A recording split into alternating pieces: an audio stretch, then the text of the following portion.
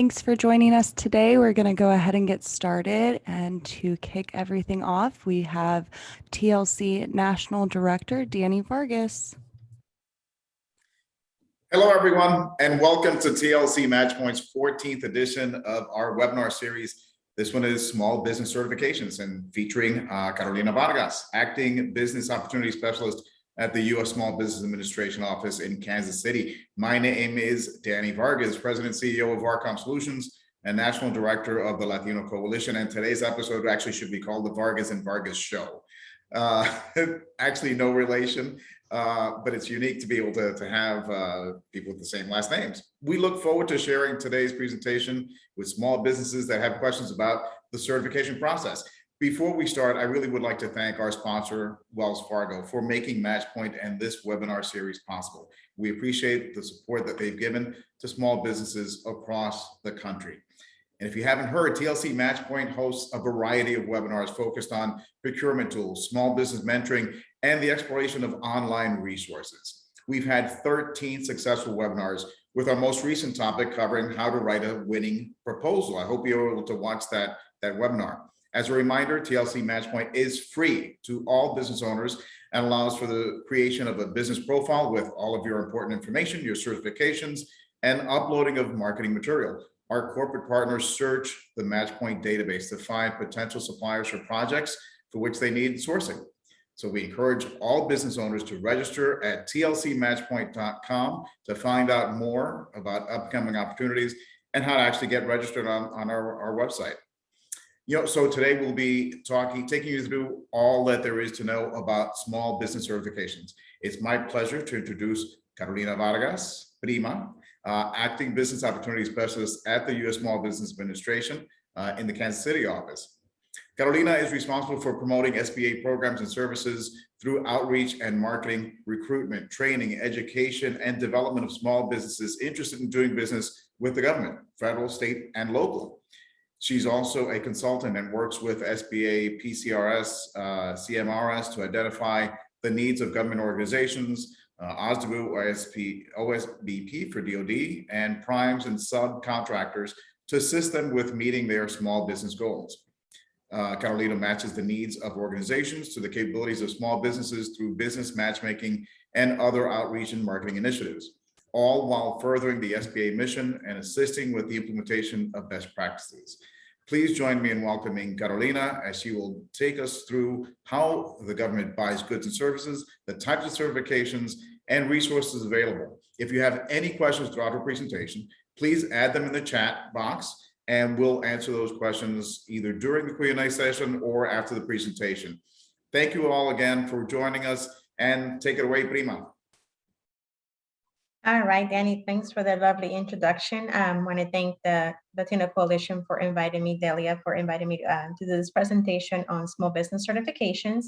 As Danny had mentioned, my name is Carolina Vargas. I am in the Kansas City District Office, SBA, and we cover about 89 counties, but we also have district offices and local assistance throughout the nation, so nationwide to include Puerto Rico and Hawaii. We have offices everywhere throughout the nation. And today we're going to be talking about our small business certification process and some of the SBA that SBA takes over, and what does the government buy, and some of the resources available to you, because most of our resources are free. Actually, they're all free. Your tax dollars pay for this. So that's the beauty of it. Just like the Latino Coalition, we are here to partner and to provide that information for you, because I know there are different places out there that do the certifications and they charge tons of money, but all of these resources are available to you for free. So with that being said, I'm just going to go ahead and jump in to start my presentation. Just give me a second.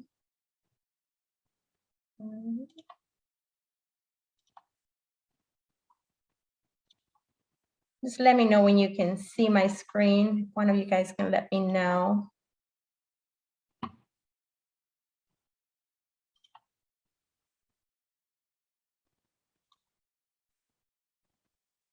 All right. Can you guys see my slides? All right, so like I said, today we're going to be talking about the course objectives of this webinar. It's going to be how does the government buy goods and services, the small business federal government contract and certifications, which that includes the women-owned small business and the economically disadvantaged women-owned small businesses, the 8A Business Development Program, the Veteran Assistance Program, and the Hubzone Program, which stands for Historically Underutilized Business Zone. And so again, some of the resources available to you. All right, so how does the government buy goods and services? I am prior military, and I can tell you that the government buys anything from pens, papers, toilet paper, cleaning services, anything that you can think of, okay? And how does that get done? Well, the government sets aside every year about 23% of federal contracting dollars, which is about $500 billion a year. And so that the government sets aside 23% that goes to small businesses and small business set aside, which is going to be the part that we're going to be talking about on the certification programs. All right, so we have full and open competition, small business set aside, and sole sources. And the next slide kind of shows, and I'm not sure why it's not coming up, but it shows how each set aside gets distributed. We have women-owned small businesses that get 5%. The 8A Business Development Program is 5%, and 3% for the Hubzone and the disabled veterans. Oh, there it is.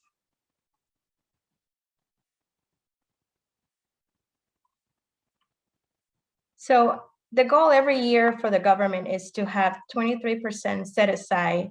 Sometimes the government does go above that 23%, but each federal agency has pretty much a scorecard where they have to meet those set aside goals for the year. And the government calendar goes from the 1st of October to the end of September, the 30th of September. So each year, again, the government has that 23% set aside. All right, so moving on, we're going to talk about the small business federal contracting certifications. And some of those certifications are done through the SBA.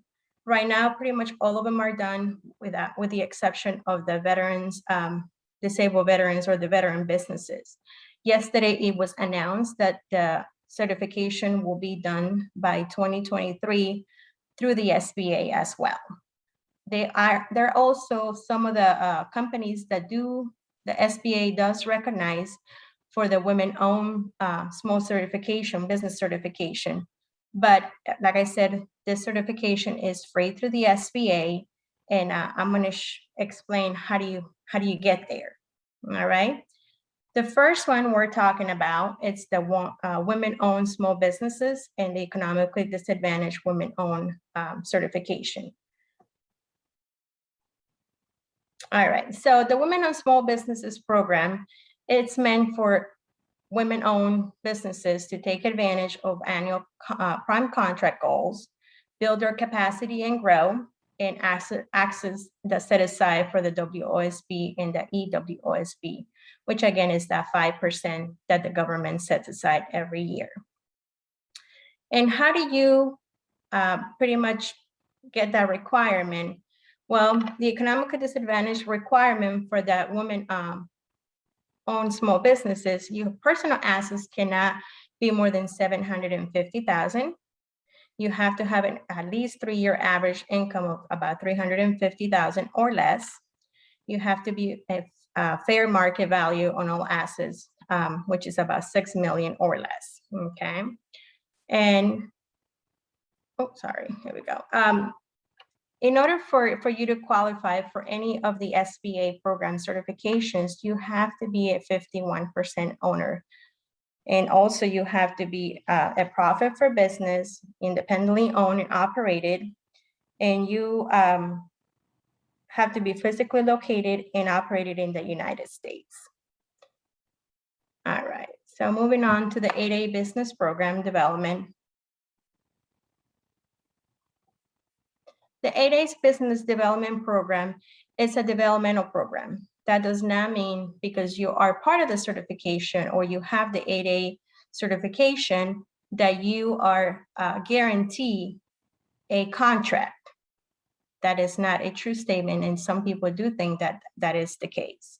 So we, every year, like I said, we set aside that 5% for the 8A Business Development Program. Some of my firms, I am responsible for about 44 firms. They also have other certifications like the Women-Owned Business Certification, Hubzone, or even veterans. One thing that I have to tell you is if you have all the certifications, you pretty much can qualify for any of the contract bidding that there are out there available to you. All right, so how does the business development program work? You get access to business development support. You build the capacity and grow through the contracts. It is a 9-year program, and throughout those 9 years, you are pretty much connected to your business opportunity specialist, which is what I do here in the Kansas City district area. And with those 9 years, my job will be for you to not only comply with the program and the amount set, but also to kind of help you build that capacity for you to grow and help you grow your business. All right, so the first things you have to know is the rules of the 8A certification program. And everything is pretty much mandated by the 13 CFR, which is what controls the contracting program, okay? You have to be a citizenship and you have to be small in size. And how does the SBA pretty much see a size standard? A size standard is defined as the largest size a business can be to participate in government contracting programs and compete for contracts reserved or set aside for small businesses. The size standards vary by industry, which is through our NICS code, and is called the North American Industry Classification System. The size standards vary, like I said, by industry, and they're generally based on the number of employees or the amount of the annual receipts the business has. Okay, for the 8A program, you have to be either a disadvantaged small business, and you have to either be economically or socially economically disadvantaged. And what does that really mean? The socially disadvantaged businesses are pretty much meant for, an example, Hispanic, Asian, African Americans. Also, we have Native Americans, Indian. We have a lot of tribes within our companies.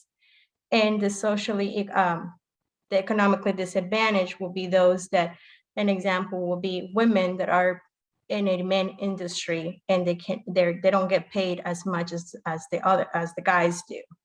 So those are the two examples for that. Again, here we have the ownership socially and economically disadvantaged. You have to have control and management, and there has to be potential for success. We want good character, and we want all this for small businesses, okay? All right, in order for you to qualify to be part of the 8A Business Development Program, you have to have 2 years in business, okay? This rule does not apply sometimes to the tribes. That's a different set of rules that we have to follow, okay? SBA, like I said, may waive those 2-year rules, but you have to have business management experience, technical expertise, adequate capital, and successful past performance and ability to meet those requirements.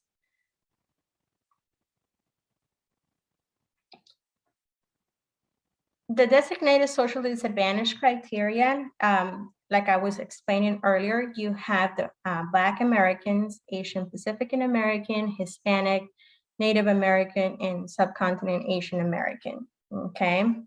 And the non-designated group criteria is the predominance of evidence, the race, ethnicity, gender, physical handicap, long-term environmental issues, and chronic institutional as well, and negative impact to the business advancement. All right, so as I mentioned before, here are some of the requirements for you to participate in the 8A Business Development Program. As I mentioned, you have to be a small business in the size standards. And I have already given the definition. You have to be, it is pretty much determined by the size of either the industry that you're on, which is the NICS code. You have to have the ownership and control 51%, and you have to be in charge of the operations day to day. Other 8A eligibility requirements, the character and the eligibility criteria to meet the 8A program. All right, so what is the program expectations for the 8A? You have to measure your progress. And with that being said, we want you as the firm or the business to be able to market yourself. Again, my job is to help you develop the business, but my job is not to help to go and get contracts for you. That is what you're going to be doing. It's a business development program. It's not suited for all firms. So a lot of people do call and say, hey, Carolina, I really want to participate in the 8A program. So first, some of the questions that I always ask is, number one, do you have those 2 years? Are you a business that is either economically or socially disadvantaged, okay? You have to have the limited total dollar values for the contracts.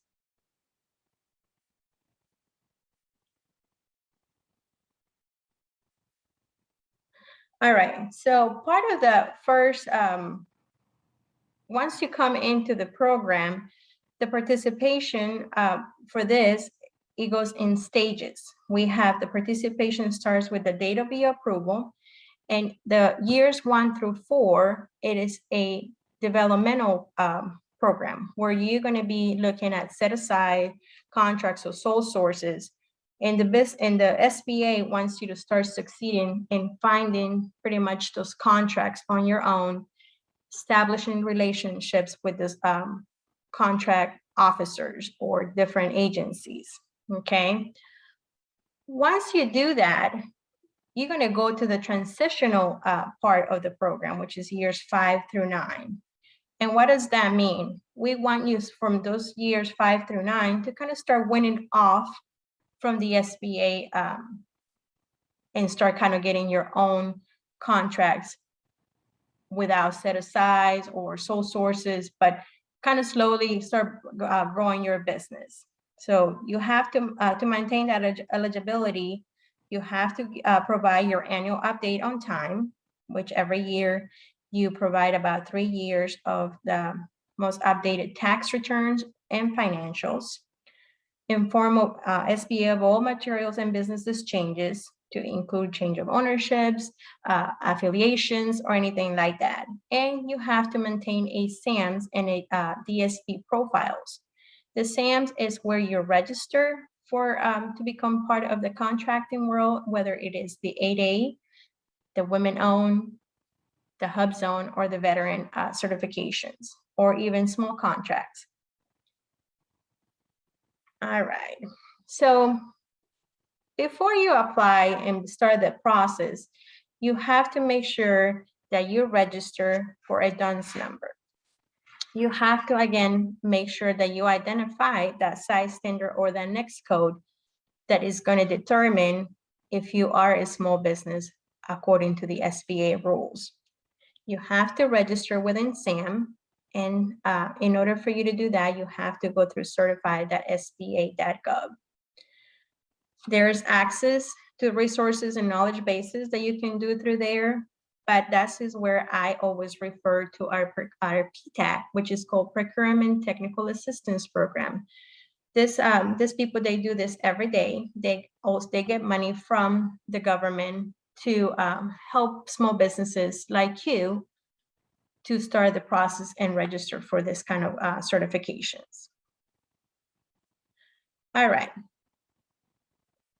So once you enter the program of the 8A program, you're going to start with the 8A orientation and approval into the program, okay? Then you're going to start doing your marketing, invitations to 8A business development events, marketing assistance. Us here in the district, we sometimes put different webinars, sort of like what we're doing right now, to help people understand the program, and also people that have been in the program to help those others to do matchmaking. We have contracting officers that come to this, and they kind of tell them what the government is looking for, or their agency. Referrals and trainings. We have a program through our SBA that is called the 7J. I know that the PTAC also has trainings available. And through our SBA website, we have a lot of trainings available to you. We also provide surety bonds, which increase contract value, eligibility, and assistance. But this surety bonds is pretty much done for the construction companies, because we want those contracting officers or those contracts want to make sure that you have enough insurance to cover if you cannot perform the job. All right, so how do you get the most out of your 8A certification? Okay, you have to qualify for set-aside or sole source contracts awards, which is helping agencies achieve their success.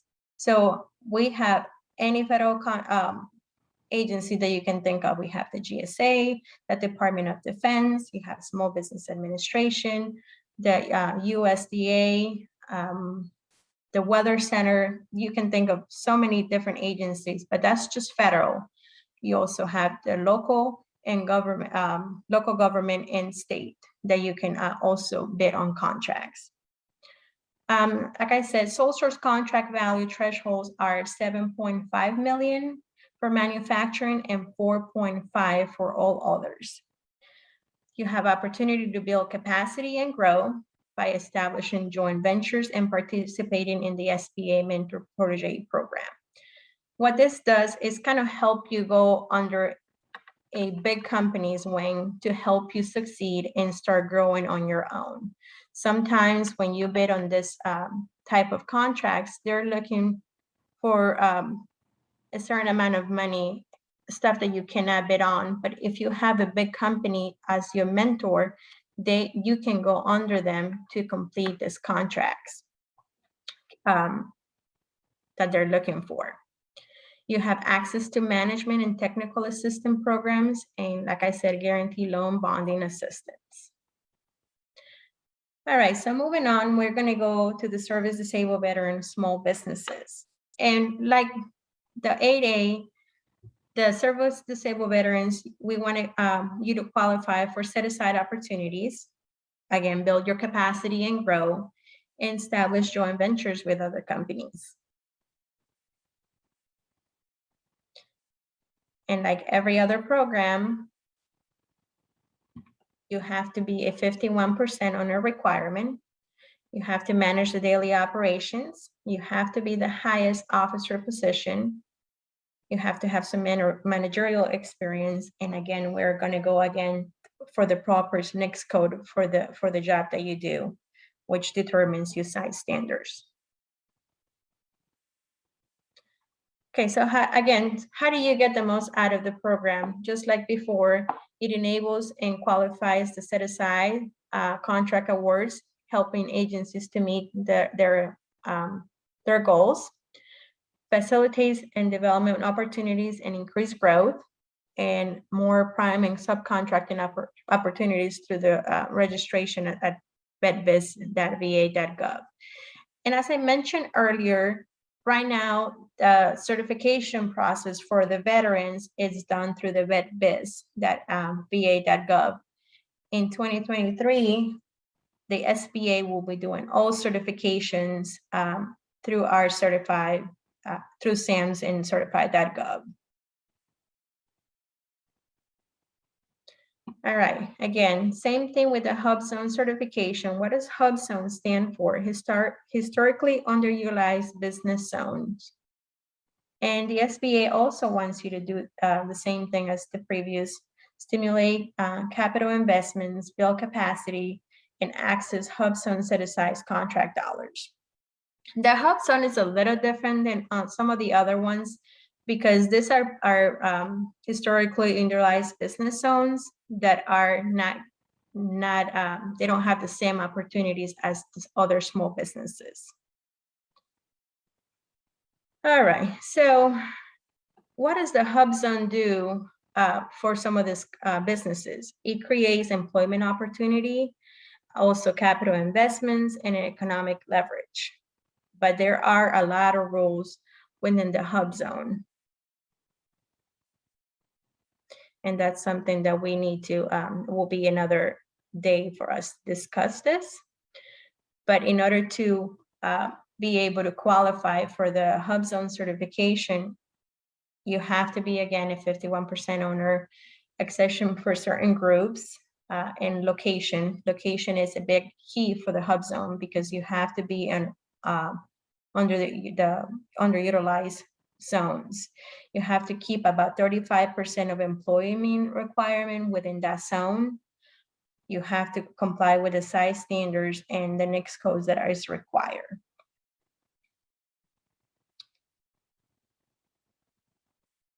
All right.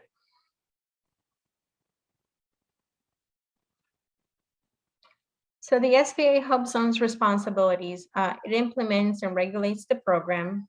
It determines and adjudicates eligibility, streamlines certification process, because again, they have to make sure that you are in a historically underutilized zone, and that you also are meeting the requirements on employment, economically, that you are disadvantaged, and you have to maintain the certification listings.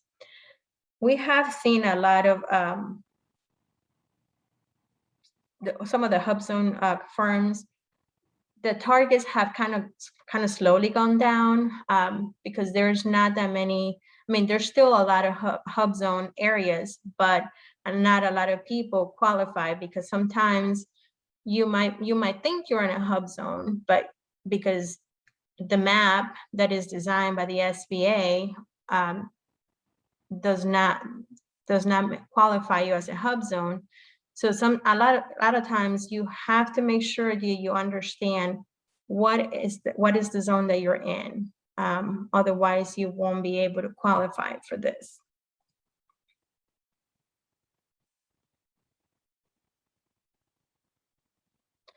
And then again, here are some of their eligibility requirements: the ownership, the 51%, the principal office, where it's located, and the 35% residency, 35% of employees in the Hubzone, the size and the size standards, and your location. So for the Hubzone, it is important to understand the location. Location is very important to understand that, and all the rules that go under the Hubzone.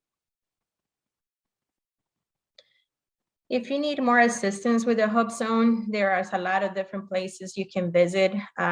Here's the Hubzone website. View the location eligibility, or you can also email our SBA Hubzone help desk at hubzone@sba.gov, or you can even give them a call. You can always access information by calling me. All right. Here are some of the supporting documentations that is needed for the Hubzone. You have to sign a Hubzone program certification signature sheet. Provide the principal office. Again, provide information on the 35% residency requirement. You have to prove that you have 35% residency, and you keep at about 35% of the employees in the Hubzone. the ownership, control, and structure, and again, the size and affiliations. The Hubzone site visit recertification, you have to participate in site visits, which I do have a few companies that are in a Hubzone. You have to continue to meet the Hubzone criteria and maintain the SBA standards, which that includes continue to be the 51% owner, the thresholds, and you have to recertify every 3 years. Again, getting the most out of your Hubzone certifications. This will help you qualify for a set side or sole source contracts. I have noticed that, like I said before, getting a Hubzone contract seems to be a little harder than the other ones. Opportunity to build the capacity and grow by establishing different joint ventures or even subcontracting and participating in the small mentor protege program. With this program, you also have access to training, management, and technical assistance programs, and guaranteed loans and bonding assistance. So how does the SBA do that? We have our resource partners that we pretty much just love them dearly, because not only do they help small businesses with counseling and technical assistance, but they also, like the PTAC, they also help small businesses register, get information on different contracts. They have different size that you can that they provide every day with what is the government buying. So it's a great opportunity for you to understand what is available to you. And like I mentioned before, all of these resources are free because your tax dollars is paying for this. So here are some of the resource partners that are available for the contracting side of the family.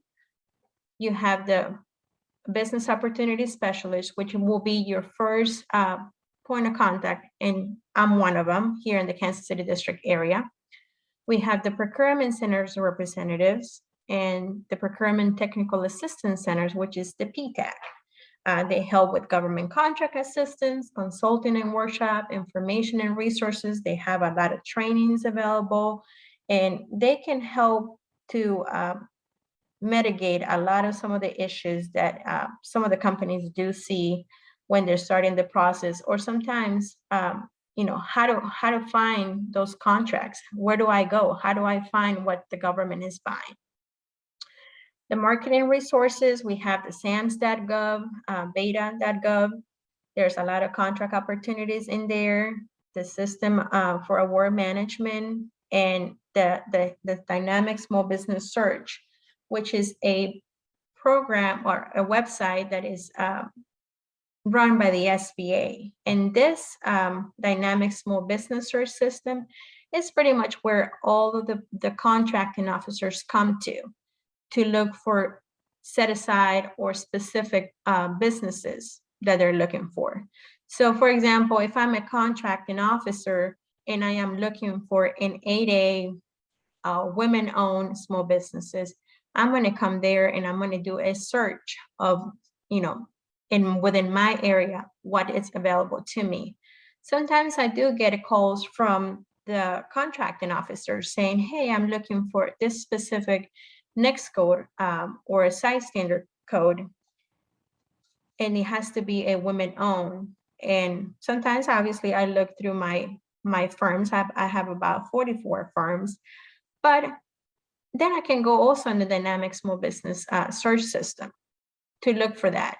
So one little, I guess, hint or advice that I would give is within this system, there is a place where you can put your capability statement, which kind of determines what you do as a company, how much you can bid on, and what are your past performances. So having a good capability statement in there gives the contracting officers a little bit of understanding of what your company does before they actually reach out to you. We have subcontracting network systems, and we also have different other resources available. We have the USA Spending, the GSA is a great subcontracting directory. GSA does a lot of contracts for the government, and the DoD prime contracting directory as well. So with that being said, that's pretty much my presentation. Do we have any questions for me? Well, you know, Carolina, I'm going to say thank you, first of all, for that incredibly insightful presentation. There's probably no limit to the number of questions that generated for both our audience as well as for, you know, all business owners out there that are looking to do business with the government. I'm going to start with just a couple of questions, and then we're going to see if there are some additional questions from the audience. But one question that I had for you has to do with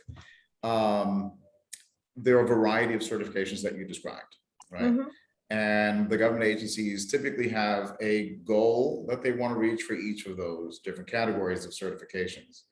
If there is a small business that has more than one certification, do those government agencies get credit for those different certifications that they small do. Business brings to the table?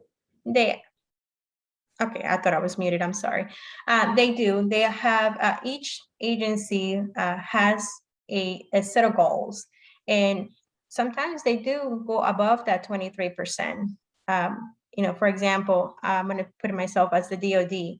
The DoD, and specifically, let's say the Navy. The Navy is looking for, you know, they have their scorecard, and obviously that 23% is the primary goal for me to reach. But for example, this year, I'm going to be looking for, I'm going to set aside, you know, between 5 to 10% on women-owned small businesses, 5% for 8A or small businesses or Hubzone or veterans, as long as I meet that criteria. But obviously, if I go above, that is great for small businesses. But one thing I always say is, if I am a contracting officer and I'm looking for, you know, a small business that has all the certifications or one specific certification, I'm going to go and say, okay, well, I'm going to go into the DSB website and say, hey, I'm looking for this. Sometimes when some of these businesses have all the certifications, it's a plus, because then I don't have to go looking for something else. I'm meeting my requirements of, example for myself. I'm a disadvantaged person because I'm Hispanic. I'm a woman. I could get the certification as a woman small business. And I'm also a veteran.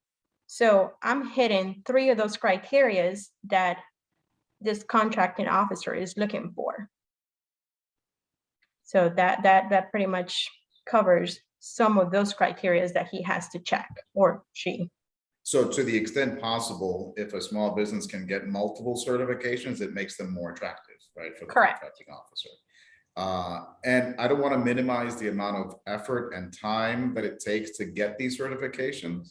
But again, the point of making your business more attractive to the government because of them is worth it in the long run. So in my business, for example, I am in the last few months of my 8A certification. Getting that 8A certification and keeping it has been challenging, but worth it, right?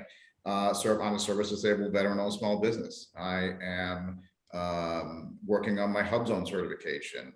And in addition to getting the GSA schedule, so the more that you can do to sort of position yourself to reduce the universe of competition and increase your attractiveness to contracting officers, I think that's the ultimate goal.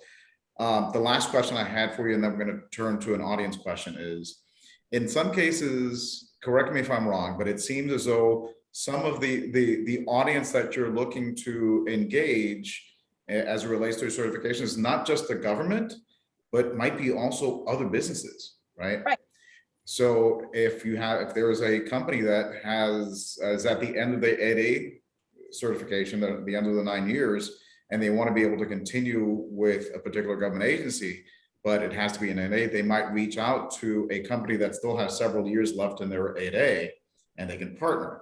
So With these certifications, it might make sense then to also do the networking and the marketing to other businesses to be able to come in either as a prime or a sub for some of these things. Is that right? Yes, I think within the contracting world or any type of businesses, doing the whole collaboration and knowing who you're talking to on the daily basis, making those connections, it's key for your success. Because as I mentioned before, I might be competing for something that my capacity won't be able to handle, but here you are with your company, you've been in the 8A, you have grown to be a bigger company. I can go under your wing and we can do this either through a joint venture, a mentor protege, or even subcontracting for me to be able to grow and help the other company continue to grow. So I honestly, I think the partnering and collaboration with others, it's important. Awesome. Thank you so much for that insight, Carolina. We do have a question that's more geographic. So for a minority woman-owned business in Arkansas, who would the contact be there? Is the SBA broken up into regions and then localities, or how would that? So the work? SBA, we have district offices throughout the nation, as I mentioned before. We have different partners. We have women business centers that can help you. You can also contact the small business development centers within your state. You can go under our website, sba.gov, in order for you to find who is the closest to you, but also you can reach out to the SBA district office and they will guide you the right direction. Awesome, thank you. And then I'm going to throw you a last couple of questions just to keep you honest. So tell me the truth just between us, okay? Nobody else is hearing. Which certification do you think is, number one, the most valuable, right? And then a separate question is, which one actually takes the longest amount of time to actually get done? It might be the same one or might be different ones. What do you think? Definitely the 8A program certification, the business development program. It is one of the hardest ones to get in, number one. Number two, I think, in my opinion, I've seen companies that grow from a very small company to some very successful companies. But it's also a lot of work, like you mentioned before. Every year you have to comply with an annual review, site visits from the business development specialist, and make sure that you're still eligible and compliant with the 8A rules. So for me, I think it's the most complicated, but at the same time, this seems to be the more rewarding certification. Being a small women-owned, it helps, but not everyone qualifies for that. So same thing with the Hubzone and the veteran. So definitely the 8A for me, it's probably my favorite and obviously the hardest one. Well, thank you so much. I know personally, I found your presentation really interesting, really valuable, and I'm sure all of our small businesses out there throughout the country found your presentation incredibly valuable and important. With that, I think we'll bring the webinar to a close. Again, Carolina Prima, thank you so much for sharing your expertise and sharing your time with us today. We'll be sure to share the information on through our TLC network and on our TLC MatchPoint.com website. And additionally, remember, to all of you out there, remember to log on to MatchPoint, create your profile so that our corporate partners can find you. You can access those contract opportunities that they're looking to fill. And please note that we've got a brand new series called Hot Topics that's going to be premiering tomorrow morning, August 19th at 9:30 a.m. Central Time, where we'll host business owners covering their return to work. If you would like more information, please visit MatchPoint's Facebook page or email info@thelatinocoalition.com. There's a whole lot more coming up on the Latino Coalition website, on the MatchPoint website. Stay tuned, stay informed. We've got the Latino Prosperity Summit coming up in September. We invite you to join us on these journeys of doing great business. And again, thank you for tuning in. And as always, stay safe, aim high, and thrive. Thank you all so much, and we'll see you next time.